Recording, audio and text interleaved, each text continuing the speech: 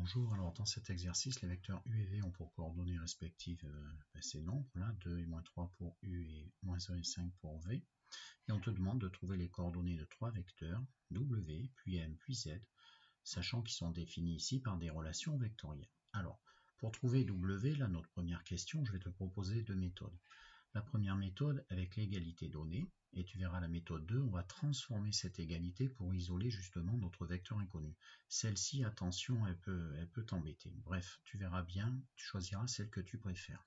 Alors, des petits rappels toutefois, si u et v ont ces coordonnées, pour déduire les coordonnées de u plus v, il suffit de sommer les abscisses et de sommer les ordonnées. Voilà, pour u plus v. Quand tu as une différence, une soustraction, il suffira de t'adapter et de faire la soustraction sur leur abscisse et ici sur leur ordonnée. Fais bien attention, c'est u moins v, d'où xy moins moins et x'y', les coordonnées de v qu'on enlève.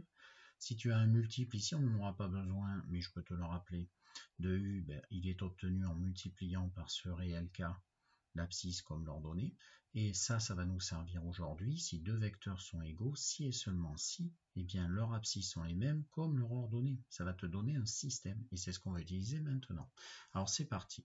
Donc on prend le premier cas, et donc je ne vais pas transformer l'égalité donnée. Je vais donc poser soit w, mon vecteur inconnu, donc il a des coordonnées inconnues, donc réflexe, tu mets des lettres.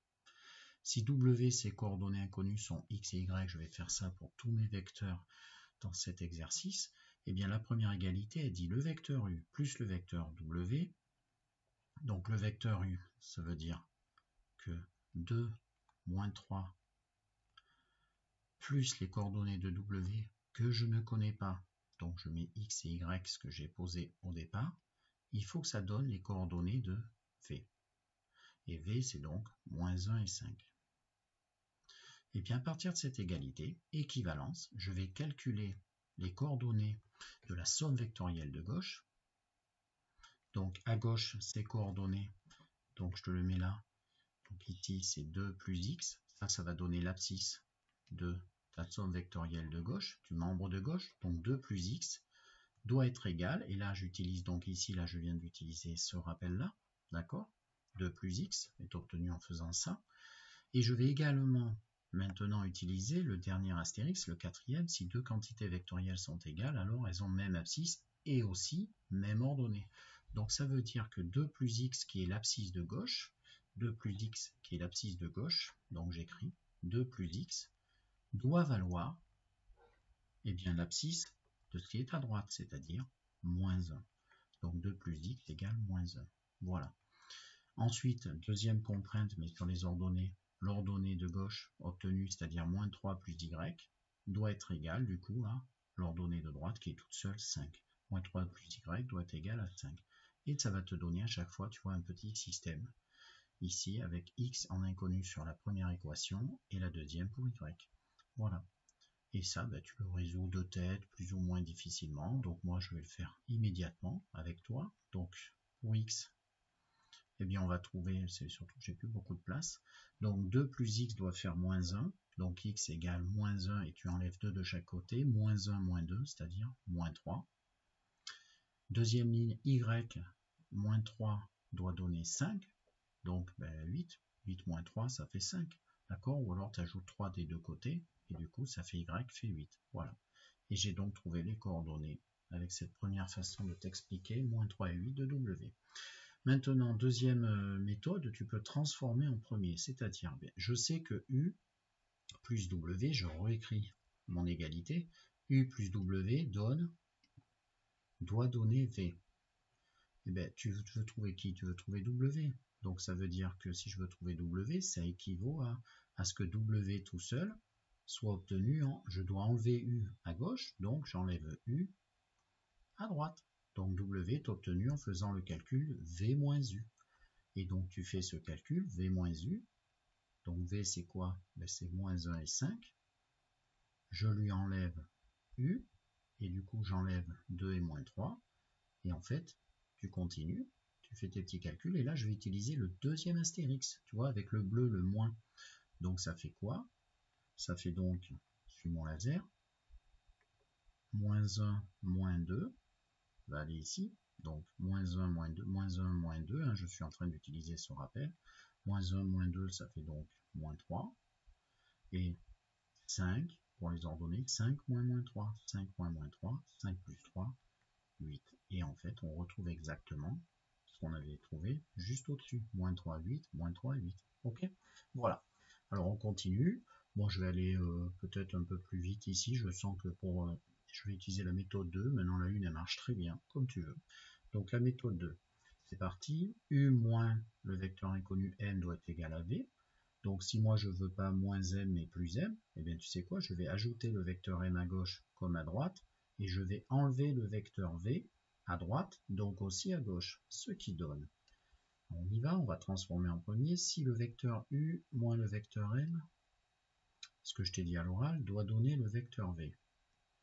Alors regarde, j'enlève m des deux côtés, plutôt j'ajoute m à gauche, donc il n'y a plus de m, et je l'ajoute à droite. Voilà, donc à droite il reste que le vecteur m. Et le vecteur v qui était à droite, je l'enlève à droite, j'enlève un vecteur v, du coup il n'y a plus rien, ben si, il reste mon vecteur m, d'accord? Et du coup je l'enlève aussi à gauche, donc en fait à gauche, j'obtiens le vecteur u qui n'a pas changé, et j'enlève v du coup des deux côtés, donc il faut aussi l'enlever à gauche, voilà. Donc tu peux voir aussi u moins m, je fais changer de côté plus m, v moins v. Voilà. Donc m, le vecteur inconnu, est obtenu en faisant u moins v. Alors maintenant tu regardes, u moins v c'est quoi? U moins v, v moins u, en fait ils sont opposés. Regarde bien. Plus v, moins v. Moins u, plus u. En fait, m va être l'opposé de ce vecteur, c'est-à-dire l'opposé de w. Et l'opposé de w, c'est comme si je faisais fois moins 1 sur les coordonnées. Donc fois moins 1 des coordonnées, c'est comme si je multipliais par moins 1 ces coordonnées-là. Et du coup, directement, je vais trouver non pas moins 3, mais plus 3, non pas 8, mais moins 8. Et donc m égale, bon là tu mets une petite référence, hein, question précédente, m égale moins w, c'est-à-dire moins 1 fois ce qu'on avait trouvé, c'est-à-dire moins 3, 8. Alors je le fais comme ça, j'aurais pu continuer exactement comme tout à l'heure, hein, t'affole pas, ce qui compte c'est que tu trouves le résultat. Moins 1 fois moins 3, ça fait donc 3, et moins 1 fois 8, j'utilise là le troisième astérix avec le réel K en marron, 3 et moins 8. Voilà pour cette question. Dernière question, donc on me demande de trouver les coordonnées du vecteur z vérifiant z moins u, z moins u doit donner le vecteur v. Ben moi, j'isole le vecteur z. Ben, il suffit d'ajouter u de part et d'autre. Donc le vecteur z est obtenu en faisant v à qui j'ajoute u. Je te rappelle une propriété des vecteurs, que tu fasses v plus u ou u plus v, ça revient au même. D'accord? Donc ne t'affole pas, tu aurais pu mettre u plus v. Et du coup, ben, je passe en calcul, je vais devoir sommer les coordonnées de chacun des deux. V, c'est moins 1 et 5. Et je dois sommer avec u qui est de moins 3. Et du coup, ça fait, j'applique cette fois-ci l'astérix 1 avec l'addition en rouge. Je somme les coordonnées, moins 1 plus 2, ça fait donc moins 1 plus 2, ça fait 1. Et en bas, les ordonnées, 5 plus moins 3, 5 plus moins 3, ça fait 2. Voilà, qui clôture cet exercice.